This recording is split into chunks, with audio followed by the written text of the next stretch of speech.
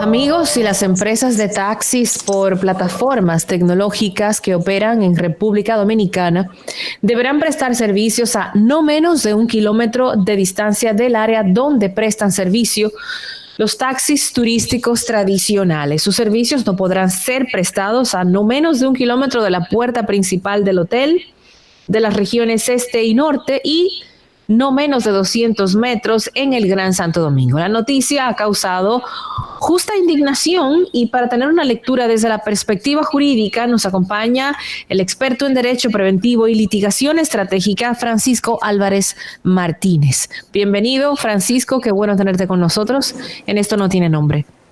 Muchísimas gracias por la invitación, un placer estar aquí. Qué bien, ¿cuán legal es esto?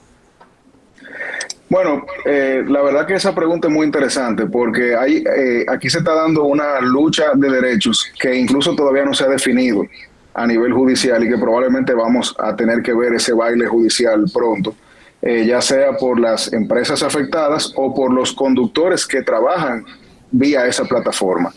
De entrada, nosotros tenemos, digamos, un derecho inalienable que es el de la libre empresa. Ese quizás es el que más sale a relucir en temas como este, porque sin lugar a dudas se puede entender que el Intran está coartando el ejercicio de un derecho a la libre empresa, creando trabas que obviamente lo van a hacer menos atractivo. Entonces, si antes... ¿Y para el usuario? Claro, para el usuario especialmente, porque ahora mismo tú estás creando, y para poner una analogía que nos ayuda quizá a verlo un poco más gráfico, a un restaurante que tú sencillamente entrabas por una puerta, tú le estás poniendo ahora una escalera en espiral. Yo te lo voy a poner de otra manera, desde el sector en que laboramos Roberto y yo. Esto sería equivalente quizás a que Netflix, la plataforma de la que acabamos de hablar con el invitado anterior, para tú poder tener acceso a Netflix, el Estado o una institución del Estado te obligue a pasar primero por 5 canales locales. Exactamente. Entonces, ahí nosotros tenemos dos tipos de trabas y vamos a verlas ambas. Primero tenemos la que afecta a la empresa, dígase en este caso a Uber, que fue la que generó la controversia, donde nosotros... Primero hay que entender algo. Se establece que esas empresas de redes de transporte, locales o extranjeras, que ahí es que está quizá el punto interesante, se deben registrar ante el Intran. Pero ¿qué pasa? Cuando tú tienes que registrarte ante el Intran, hay unos trámites que existen desde hace tiempo, que es donde viene la complicación, y es que previamente tú poder registrarte al Intran, tú te registras en DGI. Y uno de los prerequisitos de tu registrarte en DGI es el depósito del RNC, del acta del RNC. Cuando esas empresas, como lo es Uber, que son empresas offshore, que tienen un modelo de negocios internacional porque operan en diferentes lugares del mundo, ahí se le complica. Porque tú estás obligando a esa empresa que tiene un modelo de negocio, digamos que no está preparado para ese tipo de formalidades, a traer localmente, ya sea esa empresa matriz o a crear una empresa subsidiaria local que entonces se tenga que registrar en DGI, a raíz de eso se tenga que registrar en el Intran. Entonces ese registro local para mí quizás es el peor inconveniente para la empresa como tal. Ahora bien, ese es el problema de cara a Uber. De cara a los conductores, a las personas que se benefician para prestar su vehículo o su tiempo a la plataforma y entonces acceder a hacer el servicio de transporte, también se le crea un problema interesante. Y es que pasan a ser iguales a esas personas que de manera oficiosa, que de profesión, por así decirlo, ejercen esa labor. ¿Qué quiere decir eso? Nosotros tenemos el taxista es taxista, así como yo soy abogado, el taxista es taxista, es una persona que se dedica en su profesión a ejercer esa labor de transporte. Tiene que registrarse, tiene una remuneración y tiene ciertos reglamentos que le aplican. La plataforma digital Uber tiene una diferencia muy importante y es que habilita la posibilidad de que una persona que no es taxista, que no es transportista, pueda utilizar su tiempo libre o su vehículo para acceder a una forma de remuneración breve que no requiere o no debería requerir un registro como tal. Entonces, ahí nosotros pudiéramos caer en que el cliente se ve afectado transversalmente, primero por lo que le conté de la empresa y segundo por la dificultad de que se le ponen al conductor, porque lo primero que vamos a ver es una merma en la posibilidad de que personas ofrezcan el servicio. Ahora, Francisco, escúchame que te interrumpa, me voy a poner del otro lado ahora. aclaro que soy un defensor tremendo de todas las tecnologías, las aplicaciones y todo. Ahora, como mismo se puede esgrimir el recurso de la libre contratación, la libre empresa, bueno, se puede esgrimir el tema de la competitividad o de la competencia, porque unos tienen una serie de beneficios o de facilidades versus los otros. Entonces, mientras el taxista tiene que garantizar una serie de requisitos para poder dar su servicio, sea un oficio, sea una profesión, y tiene que pagar impuestos, y tiene que pagar un seguro para el carro, y tiene que cumplir una serie de requisitos incluso con el Estado, el Uber no lo tiene. Entonces, diría el taxista, no, pero espérate, bueno, él no tengo nada en contra, pero tiene que tener las mismas cosas que yo. Que él lo hace en su tiempo libre porque él es arquitecto y cuando le sobra el tiempo se pone a hacer Uber para llegar a su casa y pero está recibiendo un dinero extra que yo en mi carrera lo hago también, pero tengo que pagar impuestos por ese servicio que doy. Entonces se crea un conflicto de competencia, así como el tema de la libre contratación y la libre empresa es una cosa, también por otro lado afecta a los que ya dan un servicio porque unos tienen unos beneficios que el otro no tienen. Hay países que eso lo han resuelto. El tema del pago de impuestos o de gravámenes o como se le quiera llamar por los servicios de estas plataformas digitales es una discusión que está hace mucho tiempo y aquí ha estado latente y hoy es Uber. Mañana va a ser Netflix, mañana va a ser Disney Plus, mañana va a ser todas las que ofrecen un servicio que hoy no está grabado y al final es un servicio.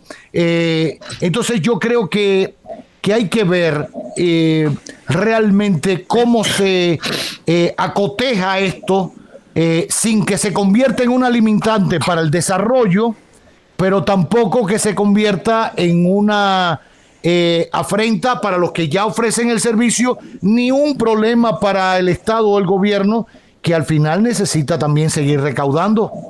Claro, pero ahí el tema interesante ahí está, en la naturaleza del servicio, me explico.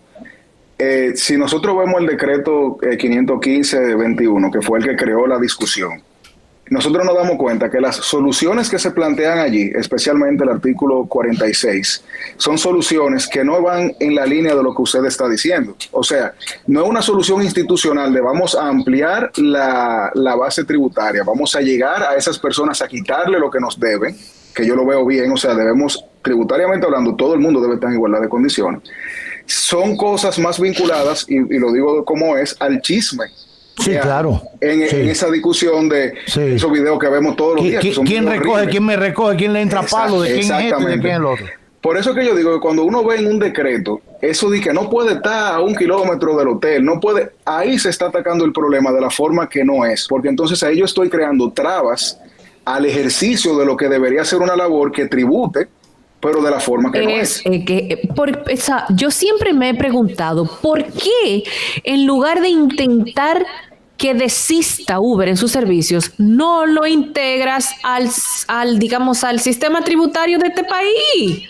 O sea, no es más beneficioso para el gobierno que Uber empiece a tributar y no tratar de impedir y Didi, que y todas las demás que están. Las demás, todas. Exactamente, porque es un ingreso para el país, pero veo desde el Intran un afán como por desaparecer esos servicios y no va a pasar. Es un absurdo darle la espalda a una cosa que ya es real y que no va a tener marcha atrás. No, y que por más que uno lo ignore, no depende de nosotros que eso siga creciendo, ¿no? Eso es un fenómeno mundial y lo que podemos hacer al ignorarlo es crear estos baches que se han creado porque no atendimos esto hace años. Exacto. Porque la discusión que hace 5, 6, 4 años atrás se ha tenido en países incluso de menor categoría legislativa que la de nosotros, la estamos teniendo ahora por los problemas que estamos viendo en las redes sociales.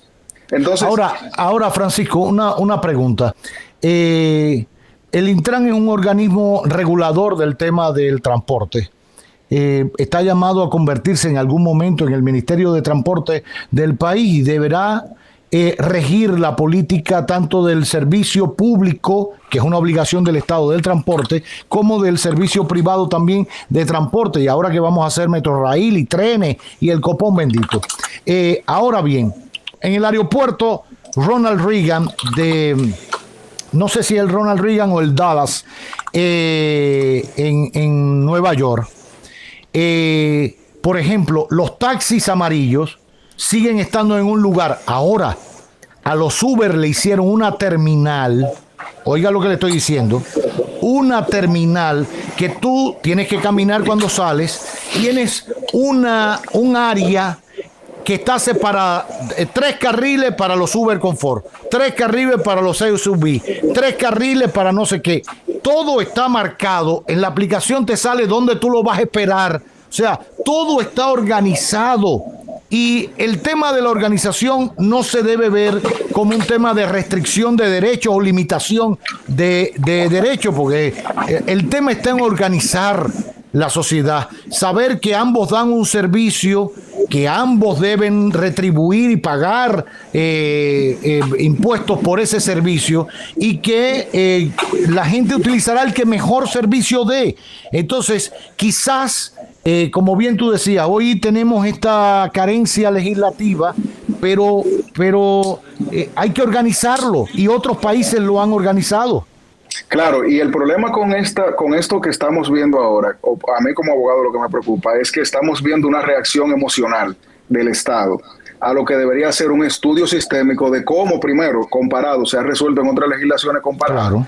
Y además, cómo nosotros, nuestra idiosincrasia, adaptamos eso, porque no podemos seguir con esa práctica legislativa de copio y pego. Y pego, ¿no? Claro. Yo aprendo de allá, aprendo de esa cultura que ya tiene 1, 2, 3, 4 años luchando con esto, y lo aplatano. Entonces, a mí me parece, por ejemplo, que el Intran tiene esa labor de regular, eso lo dice la ley, y también el tipo de organismo que es eso. Ahora, cuando nosotros vamos, y tomo el ejemplo de Estados Unidos, algunos estados, por ejemplo, el que quiere coger el taxi amarillo, el que quiere montarse en un vehículo de transporte dentro de la terminal, lo hace en el taxi amarillo. ¿Por qué?